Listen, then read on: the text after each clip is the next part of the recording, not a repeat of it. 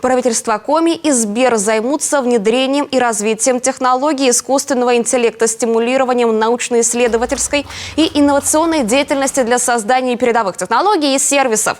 Об этом договорились глава Коми Владимир Уйба и председатель правления Сбербанка Герман Греф, также на 26-м Петербургском международном экономическом форуме, подписав соглашение. Просим подписать соглашение Владимира Викторовича Уйбу и Германа Оскаровича Грефа. Соглашение о сотрудничестве подписано. Стороны планируют проводить исследования и пилотировать модели машинного обучения и другие технологии искусственного интеллекта в здравоохранении, транспорте, строительстве, защите окружающей среды и других сферах.